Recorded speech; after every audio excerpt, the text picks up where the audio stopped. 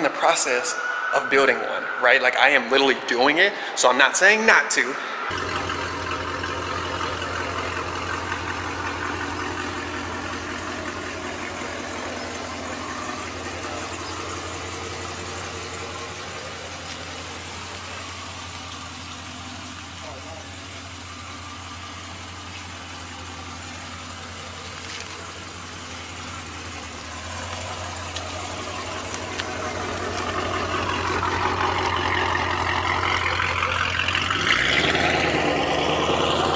What is going on, YouTube? I am back with another video, and like always, I have the beast in the background. You guys, we got an important video. We're gonna be talking about, is it worth it to build one of these? All right, and what I mean by one of these is a 392 engine. You guys know I am building the 1320. The ultimate goal is to have 1,000 wheel horsepower in this car to be able to raise demonology, mod to fame, and some of those heavy hitters that are out there, which is why I have kept the car for so long. Some surprises that you'll see in the channel later on. As far as after Dallas, we got to get some stuff done. Changes here are going to be made, right?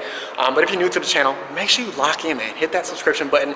Everything 1320 literally happens right here. Now, again, this car is filthy. It's been filthy since the last video, you guys. It's crazy. But what is worth it when it comes to 392, and is it worth it to actually spend the money to build? Let's dive into it. So first and foremost, what is a 392, right? Your 392 is a 6.4 liter engine that pushes out 485 horsepower to the crank and then 474 foot-pounds of torque in a 4,500 pound car, you guys. One of the most popular cars on the market at the moment, and you can see it is not too bad of a car. Now again, my car is filthy. Like, look at this, crazy disrespectful right now. But again, now that you guys know what a SCATPACK is, all right, let's discuss, again, is it worth it, and why my answer is no. So now that you guys know what a SCATPACK is, or the 392 Hemi, whichever term you want to use, because the 392 Hemi or the SRT 392 is the same thing as the SCATPACK 392 Hemi. It is the same thing that is in the stock 1320 as well, you guys. All a 392 engine, just different components as far as what the car comes with. All right, obviously the Daytona package, 1320 package, the SRT 392, all are slightly different, but guess what? That 392 Hemi is still the same thing. So what I'm going to do is show you guys the average cost, and right now, new to use, you're going to range anywhere between $37,000 to $55,000. All right, so it's definitely not a car to blink an eye at as far as cost, but for me, it's one of those things that, in my opinion, as a stock car, it is the best daily drivable horsepower per dollar car that you can drive in any weather, right? Now, barring like snow, ice, all those things, right? You know, so I kind of got drug in my previous video talking about it, but I do still think the car is great. But as far as building it, it is just not my thing. I would rather have bought an already power-added car to do what I want to do and get to the numbers that I want to get to, right? Again, my experience, it is what it is. I'm literally learning by going through it, which is why I'm making these videos. But I'm going to go ahead and show you a few. Here are the wide body Chargers and Challengers that you can see, and again, the cost. Then you have the narrow bodies. I like both, but again, I am a Challenger person, and the reason I didn't go wide body anything is because of the slight added weight from the wide body, right? And it's all about power to weight at the end of the day when it comes to drag racing. And the lighter you are with the more horsepower, obviously the lower time that you can get your quarter mile in, right? Don't shoot the messenger, that is what it is. But outside of that, we are going to dive into my 3 reasons here, all right? My specific reasons, all right, to find out if it is worth it to build your 392. All right, the moment you guys have been waiting for, all right, my 3 reasons as to why it is not worth it to build a 392, you guys. I just believe that the 392 is not the best Hemi platform that's out there, or Dodge platform that is out there to achieve the goals that I want to.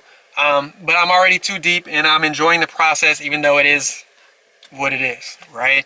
And for me, my 3 reasons are the cost to actually build it and build it safely and correctly, right? Number 2, the power you have to be as fast as a Hellcat, and the cost to get to that point almost outweigh just going ahead and spending the money on a Hellcat, right? If you're going to stay with Mopar. 3, is it even daily drivable at that point when you get up into the higher horsepower numbers? All right, there's a few asterisks of that we'll dive into. And of course, guess what you do once you start to build your motor? All right, that little asterisk, this little bonus, you void your warranty. Let's get straight into reason number 1. Let's get into reason number 1, you guys. The cost to build this 392 is crazy. And what I mean by that, to do it safely in the correct way, it definitely gets pretty costly. And the cost of that versus just putting a down payment on a Hellcat is like, it's based on what you want, right? But I just believe just putting that down payment on a Hellcat is just that much better. Even though I didn't necessarily do that, it's one of those things that if I can advise the next person, for sure, go ahead and do that. Because just the cost to be as fast as a Hellcat is your down payment on a actual Hellcat. So why not start at that platform and build your way up, right? Now I have some videos on my page as far as what the cost is to cam a 392, turbo, any type of 392, pro charge or centrifugal supercharger, look at me, anything of that nature. I have a video of that as well. You can check out those so you can see the actual cost per thing as well, you guys. But biggest thing, you got a few options when it comes to building the 392, right? You have your full bolt-on option, which for me, I consider your full bolt-on option: headers, cold air intake, throttle body, exhaust, fuel, and a tune. All right, those are gonna run you about $3,000 to $7,000 to do as far as labor, parts, installation, all of that good stuff. Depending on what shop and the labor rate, and obviously with the prices of everything right now is a little crazy. But you can gain anywhere between 40 to 100 horses depending on the tune, the fuel, all of that, all of that kind of stuff, right? And what you guys need to know, the SCATPACK stock comes anywhere between 380 to 420 horses to the wheel on a dyno jet, you guys. I've seen some of the stock SCATPACKs come out a little bit higher, but it depends on the air outside, what dyno, all of that good stuff. I understand it. So for me, that is definitely a good route to have a little bit more power than your regular day-to-day SCATPACKs to kind of raise some eyebrows or surprise a few people. That's great. I think that's a good option if you want to go a little bit faster. My car actually has all of those things already, and I think it was a very good purchase because as soon as I picked up the car, I noticed a huge difference in the capabilities. And then of course I went even further than that, you guys. It was one of those things that I am probably not going to be satisfied even when I get to 1,000 wheel. I might scare myself shitless, but it is what it is, right? I enjoy going fast. That's my thing. And then you have your full bolt-on option plus heads and cam, or heads and a cam, which is going to run you another 3 to 10K depending on, again, parts, labor, do you do the work yourself, all of that good stuff, right? Depending on the aggression of the cam. And of course on these Hemis you got to take apart the engine to put a dang cam in, which is crazy. LS, you literally just slide it right through and it's a little bit easier, so it takes a little less time. But you have that option as well. Then you're talking another 40 to 60 horsepower on top of that. And that is to the wheel, depending on, again, the tune, etc. But you got to understand there's some supporting mods around that to do it the correct way. So you're already looking at $15,000 to $17,000 and you haven't even added any type of power adder, right? You haven't added a blower, turbos, a centrifugal supercharger, anything of that nature, and you're already at that high of a price, right? That's where, again, I mentioned you outweigh that cost, right? So next thing I'm going to talk about is the power adder, right? You have Whipple, you have the Vortec, you have any centrifugal supercharger kit that's out there for the 392s, and of course you have the Hellion turbo kit, twin turbo kit, whatever you want to call it. Those are all going to range between the 5 to 8K range just for the parts. And then again, you have installation and tuning right after as well. So for me, you're going to sit there at the $25,000 to $30,000 range to do those things, right? And for me, is it worth it? We're going to find out, YouTube, right? It's one of those things that, am I going to be happy with this car? Yes. Are things going to break? Yeah. It's a matter of when, not if. So it's tough to say, because I own one and I am appreciative. I know I'm in somebody's dream car. I got you guys. I get it. But I'm talking about my specific like wants and what I want out of this car. We're gonna find out, right? You guys know the car will have a Vortec on it. It is basically just a matter of time as far as parts and getting everything completed. That's the whole reason for the built aspect of the car. But again, the cost is astronomical when it comes to building a 392, forging the internals, and of course adding the amount of power. But let's get into reason 2. So my reason number 2, I mentioned the cost to be as fast as a Hellcat. Does it outweigh, right, just going to buy a Hellcat or putting a down payment on a Hellcat, right?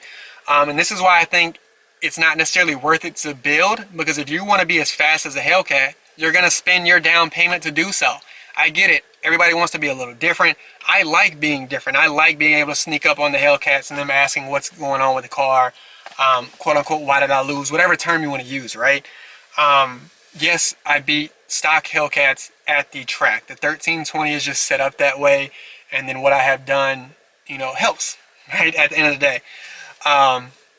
But for me, if you want to beat a Hellcat off the top of just owning a 392 and wanting to do it, you got a few options. If you're not going to build the motor simple, you got to understand you can only run about 6 pounds of boost. So you can run a Hellion twin turbo kit. I've seen those done and done well. And you can range anywhere from 550 to 700 wheel is what I've seen on those. On a stock motor, but again, you're running that chance, right? Which is why I say it's not really worth it to build if you're going to have to not be able to daily drive it or truly beat and enjoy on the car.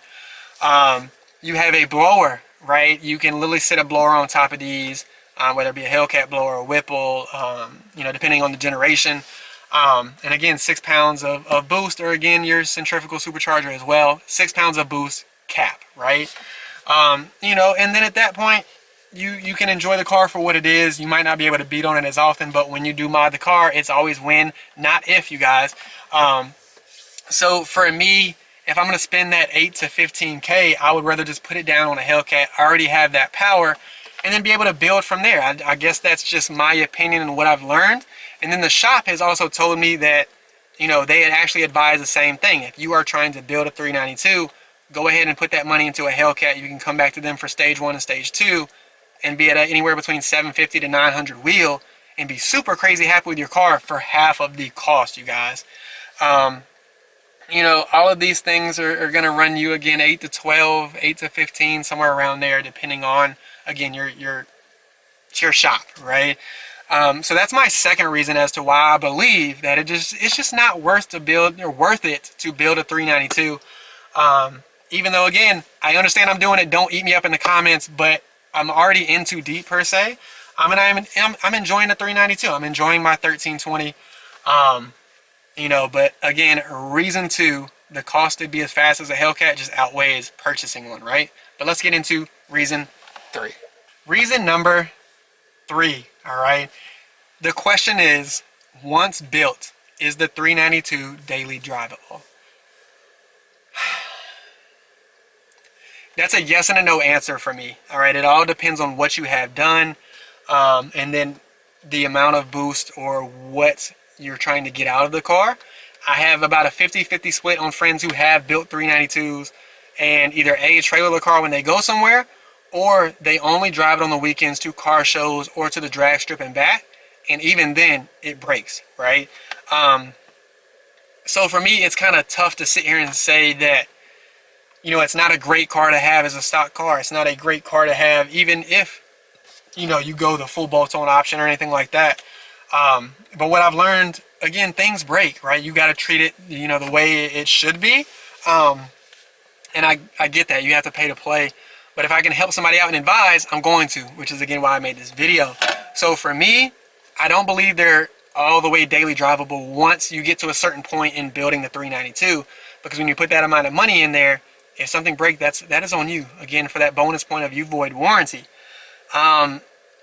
It's always like, for me, 6 pounds of boost is only gonna like get me but so far. And I have a friend, a good friend, caught you looking on Instagram. His name is Jack. He's got 6 pound of boost on his, I think it's Hamburger Supercharger, who has done his car. It is tuned by the same shop that did mine, Mass Acceleration. But he's only sitting at about 550 to 650 wheel, And you're talking about Hellcat fast again. Like it's one of those things that my ultimate goal is to sit at 1,000 wheel in this specific car at some point, right? And to do so, you know, you're talking about trailering the car at that point, and I understand. Yes, I still am new to drag racing, but I'm not new to having a car, having it as far as like being able to trailer it or daily drive it. It's not possible, right? Or at least in my opinion, everybody who has a centrifugal supercharger car does not daily drive it, but G is actually the guy whose build I actually followed, who works at Mass Acceleration. He daily drives his on the lowest boost setting with the biggest belt possible, and still has had things break, right? So something to know for me, I just don't think it's daily drivable. Again, my big 3 reasons on why I believe that 392 is just not the best thing to build from Mopar. I don't believe it's the best option to start your build. I've always advised either drop to the 5.7 or go up to the Hellcat. That kind of in between is already stretched from factory. You know, there are some people that say, hey, I've built a lot of 392s. I got some people in my comments on my previous video saying that that's one of the best motors that they have used. I get that, but a lot of the stories I've heard, they're just not, right? And I'm learning that as I go in this process, right? But let's get into our bonus topic. Our bonus topic, you guys, it voids your warranty, you guys. Anything and everything, depending on your dealership, will void a warranty. It's kind of crazy. I've heard stories of an exhaust voiding a warranty, right? But again, when you start building these cars, it voids your warranty, you guys. And I think warranty is huge because it does save not only the cost as far as things breaking, but it also helps you out in the long run. I think these cars can be driven, you know, daily as far as stock capabilities. I mean, you got to understand, when you beat on the car, whatever it may be, things are likely to break. I have a good friend, Red Eye Rod, who has a stock Hellcat Red Eye, who took it to the track, right, as a stock car, and his differential broke, and like he had to go all the way to SRT, and they denied him because of abuse and all these things, even on a stock car, right? So Dodge advertises these cars with these burnouts and donuts and drag racing them, and then they turn around and you do the same thing with the car and they deny you a warranty, right? So I think it's huge that if you are a warranty person and you know you're paying 37 to 55K for a car, that warranty is like super important at the end of the day. And there are some things that you can do to get around warranty, but a good dealership is going to flag you as soon as they see that something's done to the car, and that flag goes all over when it comes to Dodge dealerships, right? So it's really, really tough to sit here and advise you to say, hey, go build your car if you want to have that warranty, right? And warranty with a Hellcat is great, right? Warranty with a 392 is great. Warranty with a 5.7 is great. I just don't believe that building your 392 and voiding that warranty and understanding that it is a ticking time bomb at that point is a smart move, right? You know, so for me, that's kind of like my bonus add point to those 3 reasons as to why I believe the 392 is just not the best best car to build at the end of the day, or best engine to build. You know, and that's through me learning the process and actually doing it, and that is why I'm making the video again. So in closing, is it worth it to build a 392? No. Again, for those 3 reasons I've stated, it's one of those things that, again, the cost to actually build it to be as fast or faster than some of these cars that are out here, to the cost to even get to Hellcat fast outweighs just buying a Hellcat, right? And then 3, it becomes less daily drivable, you know, for the power that you're adding to the car. And those 3 reasons are super important and you want to know. And of course, that bonus aspect, you void your warranty, you guys. Obviously, if you're new to the channel, all right, no 392 slander happens on here, but I got crazy comments in my Is the 392 Worthless video. And hopefully you guys now understand why I'm saying what I'm saying. I am literally building my 392, right? I'm doing that, right? So I'm kind of contradicting myself, but it's basically based on my experience with it, you guys. My 1320 is going to be a 1,000 horsepower car, and I'm paying the cost to do so, right? It is what it is. I'm enjoying it. Mod to Fame has inspired me. Ketchup RS7, if you don't know him, go look him up. World record holder in the quarter mile. They're all kind of inspiring me to do so. Demonology as well, man. I can't wait to get to Dallas. We're 2 weeks away, man. Make sure you stay tuned to the channel. Everything 1320 happens right here. Lock in, subscribe, and I'll see y'all on the next one.